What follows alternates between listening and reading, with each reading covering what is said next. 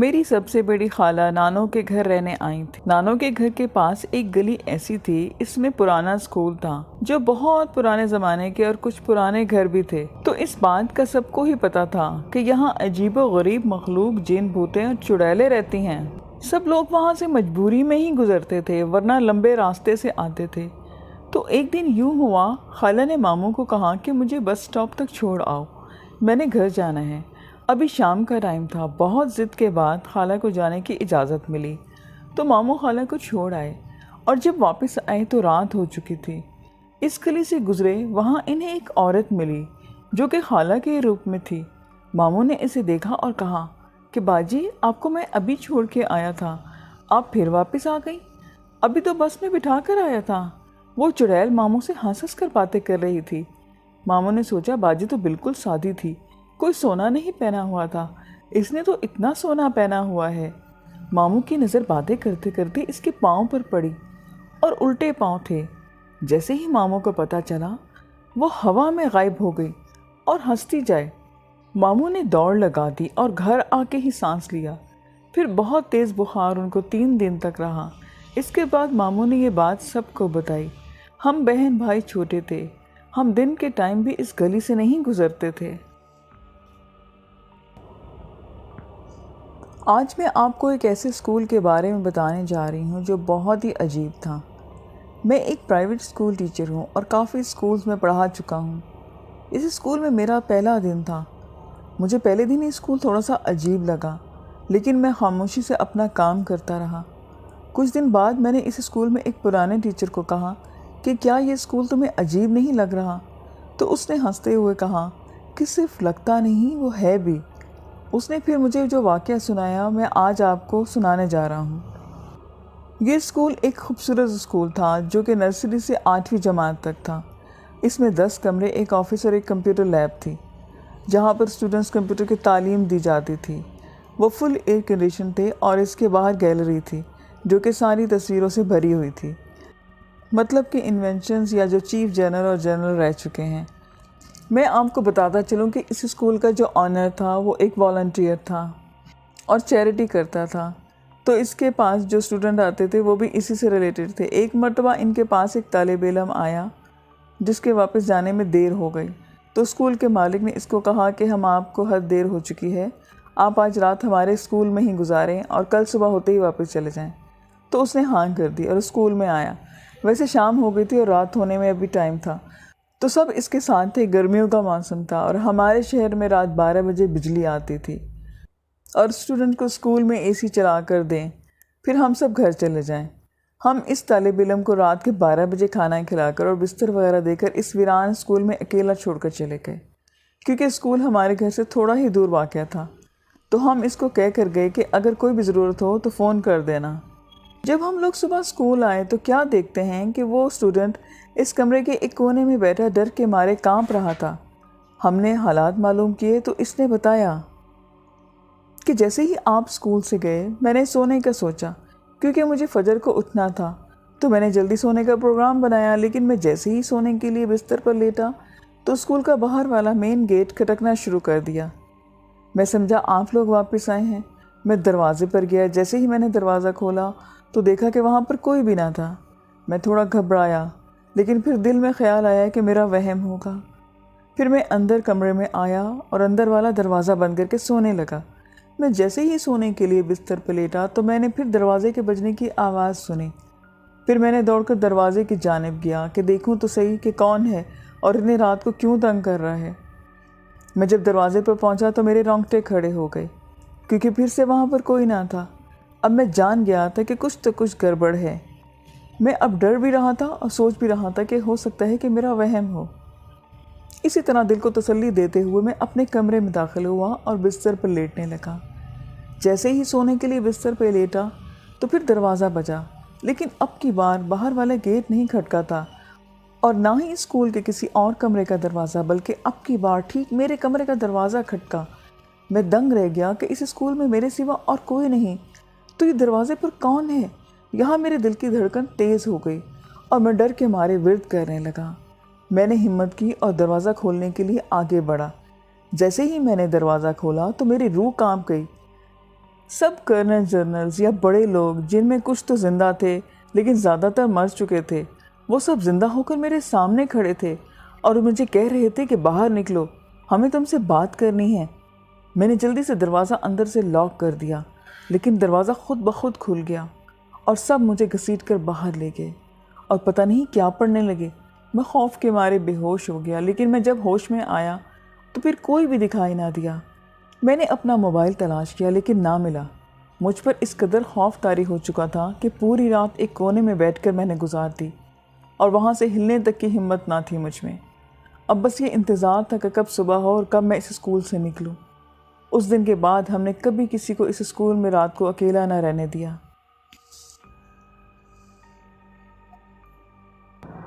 یہ کہانی میرے دوست نے مجھے سنائی تھی۔ اس کا ایک کلاس فیلو تھا جس کے ساتھ یہ حادثہ رونما ہوا تھا۔ ایک رات وہ اپنے دوست سے مل کر رات کو واپس گھر آ رہا تھا۔ اس وقت آدھی رات ہو چکی تھی۔ شہر کی زندگی میں آدھی رات کوئی بڑی بات نہیں ہوتی، گہما گہمی ہوتی ہے۔ وہ بس کے ذریعے گھر جانا چاہتا، اس لیے بس کے اسٹاپ پر کھڑا تھا، لیکن اتفاق سے کوئی بس وین آتی دکھائی نہ دی اور کوئی وہاں کھڑے کھڑے اس کو 1 گھنٹہ گزر گیا۔ رکشے والا کافی پیسے مانگ رہا تھا، سو اس نے سوچا کہ مزید انتظار کر لیتا ہوں۔ یوں ہی کافی دیر گزر گئی تو اسے ایک گاڑی آتی نظر آئی جو اس کے پاس آ کر رک گئی۔ اس میں ایک جوان خوبصورت لڑکی سوار تھی اور اس نے پوچھا کہ کہاں جانا ہے آپ کو۔ وہ حیران ہوا کہ ایک لڑکی اس کو لفٹ دے رہی ہے۔ وہ شکریہ ادا کر کے اس کے ساتھ بیٹھا تو وہ کہنے لگی، میں جانتی ہوں کہ آپ کا گھر قبرستان کے پاس ہے۔ یہ سنتے ہی تو اس کے جیسے سانس حلق میں اٹک گئی کہ وہ لڑکی اسے کیسے جانتی ہے۔ پہلی بار اس کو عجیب سا لگا، مگر اب وہ اس کے ساتھ گاڑی میں سوار تھا۔ لڑکی سے بھینی بھینی مہک بھی آ رہی تھی۔ اس کے دل میں نہ جانے کیسے خیال آیا کہ وہ زیر لب آیت الکرسی پڑھنے لگا۔ ایک دم سے وہ ہنسی کہ آپ آیت الکرسی کیوں پڑھ رہے ہیں؟ آپ کو کس بات کا خوف ہے؟ یہ سنتے ہی اس کا دل بری طرح دھڑکا، کیونکہ اس لڑکی کو کیسے معلوم ہوا کہ وہ دل میں آیت الکرسی پڑھ رہا تھا۔ اس کو خوف اور بڑھ گیا۔ اس دوران وہ بولی کہ تمہارا نام منصور ہے نا؟ اس سے بڑا اور جھٹکا کون سا ہو سکتا تھا؟ مگر جانے کیوں اس نے سر اقرار میں ہلا دیا۔ ہاں، میرا نام منصور ہی ہے۔ اس کے ساتھ ہی گاڑی رک گئی اور بولی کہ لو تمہارا گھر آ گیا۔ اس نے دروازہ کھولتے ہی جیسے ہی دیکھا وہ قبرستان کے پاس کھڑا تھا، جبکہ اس کا گھر ابھی کافی دور تھا۔ منصور آؤ، میں تم کو گھر تک چھوڑاؤں۔ وہ بت بنا رہا۔ اس نے منصور کا ہاتھ تھاما اور سڑک کی طرف جانے کے بجائے قبرستان کی طرف چل دی اور ایک جگہ رک کر بولی، تمہارا گھر آ گیا، اب تم آرام کر لو۔ یہ کہتے ہوئے اس نے ایک نیم پختہ قبر کی جانب اشارہ کیا تو قبر ایک دم سے کھل گئی۔ قبر پر منصور جعفری کے نام کی تختی لگی ہوئی تھی۔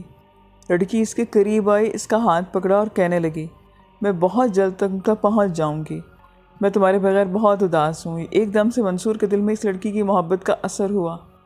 وہ قبر میں اتر گیا اور کسی مردے کی طرح سو گیا۔ اس کی آنکھ اس وقت کھلی جب کسی نے اس کو جھنجھوڑ کر اٹھایا کہ جاوید اٹھو، بتاؤ تمہارے ساتھ کیا ہوا۔ اس نے آنکھیں کھولی تو وہ ہاسپٹل میں موجود تھا۔ ڈاکٹر پاس کھڑا تھا جبکہ اس کی امی کی آنکھیں نم تھیں۔ جاوید بیٹا، کیا ہوا ہے تمہارے ساتھ؟ میں جاوید نہیں، منصور ہوں۔ اور وہ کہاں گئی؟ اس کی باتیں سن کر ڈاکٹر پریشان ہو گیا اور اسے نیند کا انجیکشن لگا دیا۔ دنوں ایسے ہی بیت گئے مگر منصور نے جاوید کا نام قبول نہ کیا، والد کو پہچاننا۔ پھر ایک دن اس کی والد اور اس کے پیر کامل کے پاس گئے اور اس کا روحانی علاج شروع کیا۔ پیر صاحب نے بتایا کہ جاوید کے ساتھ حقیقت میں رات کے وقت ایسا واقعہ پیش آیا تھا۔ اس کی تصدیق اس طرح ہوئی کہ وہ اسے قبرستان میں منصور جعفری کی قبر پر لے گئے جو 20 سال پہلے قتل ہوا تھا۔ اس نے محبت کی شادی کی تھی، لیکن جس لڑکی سے اس کی شادی ہوئی اس کے بھائیوں نے منصور کو قتل کر دیا اور بہن کو دوسرے شہر لے گئے تھے، جس نے بعد میں خودکشی کر لی۔ جب منصور کی تصویر دیکھی گئی تو ان سب کو حیران کن جھٹکا لگا، کیونکہ جاوید اور منصور کے نقش و نگار میں زیادہ فرق نہیں تھا۔ میں آج تک حیران ہوں کہ کیا آج تک بھی دنیا میں ایسے واقعات ہو سکتے ہیں۔ یہ سٹوری آج سے تقریباً 10 سال پہلے کی ہے۔ جمیل پیشے کے اعتبار سے ایک مزدور ہے۔ اس کا گھر شہر سے دور تھا۔ وہ اکثر رات کو پیدل شہر جاتا تھا اور سیدھے راستے کے بجائے شارٹ کٹ راستہ لیتا۔ اس شارٹ کٹ پر ایک جگہ قبرستان، کھیت اور ایک کیکر کا جنگل بھی تھا۔ جمیل جب شہر جاتا تو ہمیشہ آدھی رات کو ہی گھر واپس آتا تھا۔ اس وقت وہ جوان تھا اور جنات وغیرہ پر یقین نہیں رکھتا تھا اور نہ ہی ان سے ڈرتا تھا۔ ایک رات وہ اسی طرح اپنے معمول کے مطابق شہر سے واپس آ رہا تھا۔ کیکر کے جنگل میں ایک پگڈنڈی بنی ہوئی تھی، اس پر چل کر وہ جنگل پار کیا کرتا تھا۔ یہ سردیوں کی ایک رات تھی، اس وقت رات کے کوئی 12 بج رہے ہوں گے۔ جب وہ کیکر کے جنگل کے بالکل بیچ پہنچ گیا تو اس نے دیکھا کہ سامنے پگڈنڈی پر 3 کتے بڑے سٹائل سے کھڑے ہیں، یعنی کہ 2 کتے تھوڑا پیچھے تھے اور ایک کتا ان کے بیچ میں، لیکن ان سے آگے کھڑا تھا، یعنی کہ تینوں کتے ایک تکون کی صورت میں کھڑے تھے۔ جمیل مسکرایا اور منہ ہی منہ میں بولا کہ دیکھ یار ان کی ماں کو، سالے راستے کے بیچ میں کیسے سٹائل مان کر کھڑے ہیں۔ جمیل چلتے چلتے کتوں کے قریب پہنچ گیا، لیکن کتے اپنی جگہ سے نہیں ہلے۔ اب جمیل کو بالکل سامنے چند فٹ کے فاصلے پر وہ کتے تھے، اور جمیل جیسے ہی ان کے پاس پہنچا، سب کے سب اس کے آگے والا کتا انسانی زبان میں بولنے لگا۔ ہاں اوئے، کس کی ماں کو گالی دے رہے تھے؟ کتے کو بولتا دیکھ کر جمیل کی سٹی گم ہو گئی۔ وہ دل ہی دل میں بہت شرمندہ ہوا کہ یہ میں نے کیا کر دیا، یہ تو کوئی اور ہی مخلوق ہے۔ اتنے میں دوسرا کتا بولا، نہیں یار، اس کو جانے دو، یہ تو اندھی مخلوق ہے، اسے کون سا پتا ہے کہ ہم کون ہیں۔ پھر تیسرا کتا بولا کہ ایسے ہی جانے دیں اسے، آج نہیں چھوڑیں گے اسے۔ کتوں کی یہ ساری باتیں سن کر جمیل کو جو جو صورتیں یاد تھیں وہ زور زور سے پڑھنے لگا۔ پھر ایک کتا بولا، دیکھو یار، یہ بندہ اپنے ایمان میں ہے، اس کو جانے دو۔ جمیل صورتیں پڑھتا ہوا ان کے پاس سے گزر گیا۔ پھر کتے اپنی جگہ پر ہی کھڑے رہے۔ جمیل آرام آرام سے چلتا ہوا کافی دور نکل گیا اور اس کے دل میں بالکل بھی خوف نہیں آیا۔ جنگل عبور کرنے کے بعد وہ اپنے گھر سے تھوڑا ہی دور تھا کہ اگلے راستے پر اسے ایک بالکل سفید موٹی تازی بلی نظر آ گئی۔ اس بلی کے بال بہت لمبے اور خوبصورت تھے۔ جمیل کو ایک بار پھر سے چونک گیا، کیونکہ ایسی خوبصورت اور لمبے بالوں والی بلی اس نے پہلے کبھی نہیں دیکھی تھی۔ جمیل سمجھ گیا کہ یہ بھی جنات میں سے ہی ہے۔ کتوں سے تو وہ بچ گیا، لیکن اب میری خیر نہیں۔ اس بار جمیل بہت زیادہ ڈر چکا تھا، اسے لگا کہ اب میری خیر نہیں۔ وہ ہمت کر کے صورتیں پڑھتا ہوا آرام سے بلی کے نزدیک سے گزر گیا۔ بلی بھی آرام سے وہیں بیٹھی رہی، لیکن اس بار جمیل جیسے ہی بلی سے تھوڑا دور ہوا، اس نے گھر کی طرف سر پر دوڑ لگا دی۔ وہ ہانپتا کانپتا پسینے میں بھرا گھر پہنچ گیا۔ آتے ہی وہ بستر پر ڈھیر ہو گیا اور اپنی سانسیں درست کرنے لگا۔ پھر سب گھر والوں کو سارا ماجرا سنایا۔ اس کے بعد اس نے آدھی رات کو شوٹ کر راستے سے گھر واپس آنے سے توبہ کر لی۔ اب اس بات کو 10 سال گزر چکے ہیں۔ وہ جنگل کب کا کٹ چکا ہے اور اس جگہ اب شہر کی آبادی آ چکی ہے۔ میرا نام بشیر ہے اور میں ایک بس کا ڈرائیور ہوں۔ میرا روٹ پہاڑی علاقہ ہے۔ چند ماہ پہلے کی بات ہے کہ میں تاؤ برڈ سے کیل آتے ہوئے راستے میں ایک جگہ بس کی کمانیاں ٹوٹ گئیں، اور جس جگہ بس کی کمانیاں ٹوٹیں اس جگہ کے بارے میں مشہور ہے کہ یہاں جنات کا بسیرا ہے۔ بس کو ٹھیک ہونے میں کافی وقت چاہیے تھا۔ تاؤ برڈ سے کم سواریاں ہونے کی وجہ سے میں نے ایک لوکل گاڑی پر سواریوں کو روانہ کیا اور خود بس کے اندر بیٹھ گیا۔ مغرب کا وقت تھا۔ چند لوکل لوگوں نے مجھ سے کہا کہ آپ بس میں نہ رکیے، یہ بس اب کل ہی ٹھیک ہوگی، تو رات کا وقت ہے، بس کو یہیں کھڑا رہنے دیں۔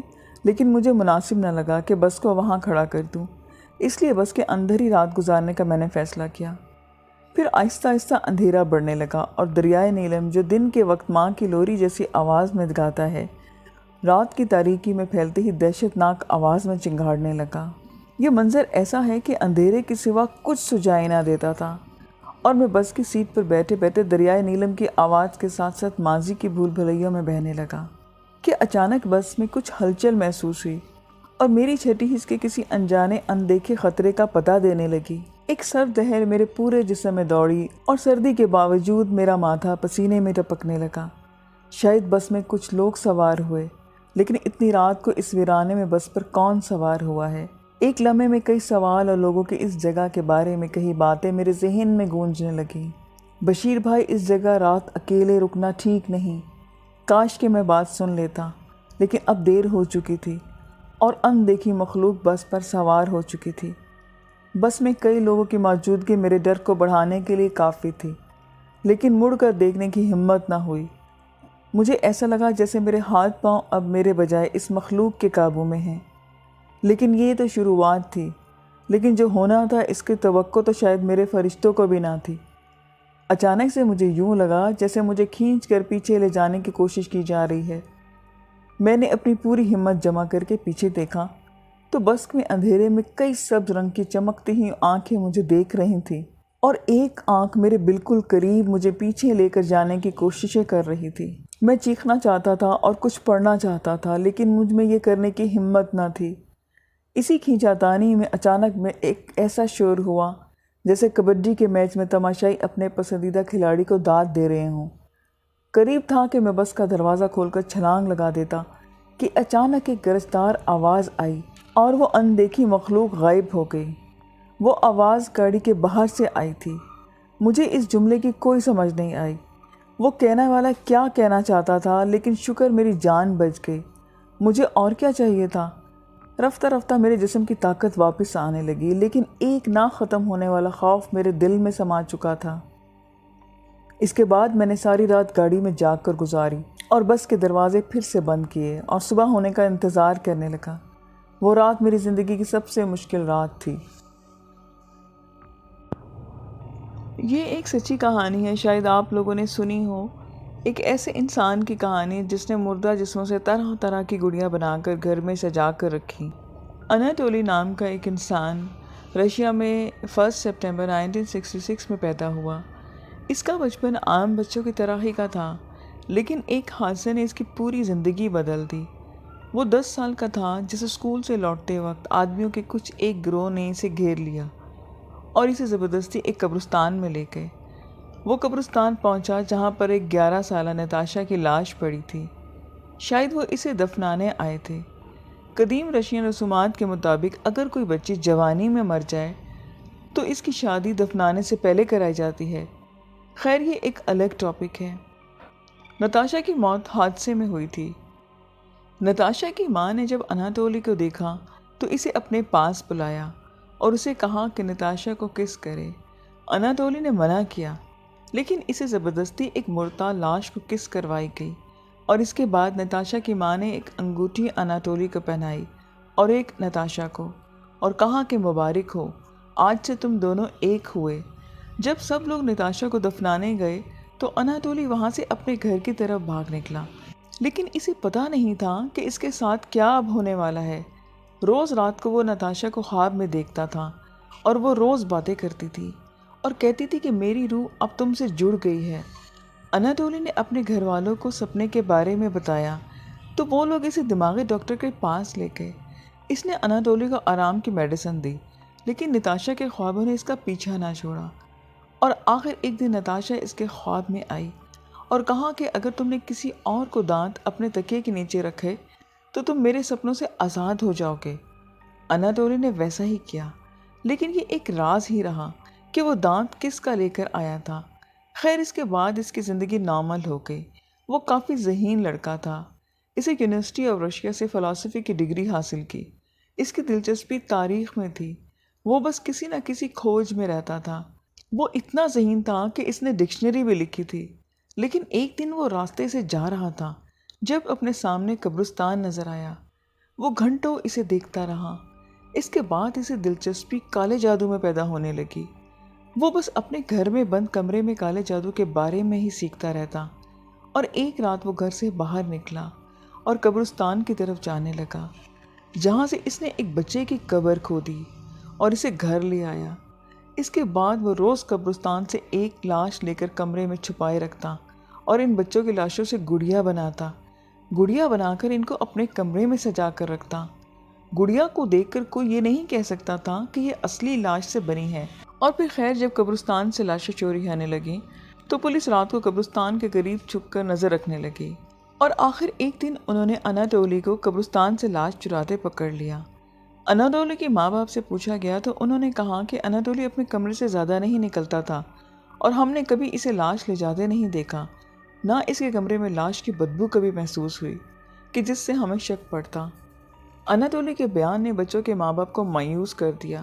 وہ بیان یہ تھا کہ اناٹولی سے جب پوچھا گیا تو اس نے کہا کہ لوگ اپنے بچوں کو سچ زمین میں دفنا کر چلے جاتے تھے، جبکہ مجھ سے یہ دیکھا نہیں گیا، اور میں نے بچوں کی لاشوں کو گڑیا میں تبدیل کر کے گرم گھر میں رکھا، وہ سردی سے بچ سکیں، اور میں ان کو پرفیوم لگاتا تھا تاکہ وہ مہکے رہیں۔ اچھے نئے کپڑے پہناتا تھا تاکہ وہ اچھے لگیں اور ہمیشہ سچے رہیں۔ اناتولی کا یہ بھی کہنا تھا کہ وہ بچوں کی لاشوں سے گڑیا بناتا تھا اور بچوں کا باقی گوشت زمین میں گاڑ دیتا تھا۔ پھر آخر 2018 میں کورٹ نے اسے ذہنی مریض قرار دے دیا اور اس کا میڈیکل ٹریٹمنٹ کروانے کا آرڈر کیا، جو ابھی تک جاری ہے۔ ابھی اس کی عمر 54 ایئرز ہے اور وہ ابھی بھی پولیس کسٹڈی میں ہے۔ کچھ لوگوں کا ابھی بھی ماننا ہے کہ اناتولی کی اس حرکت کے پیچھے اس کی نتاشا کی روح تھی۔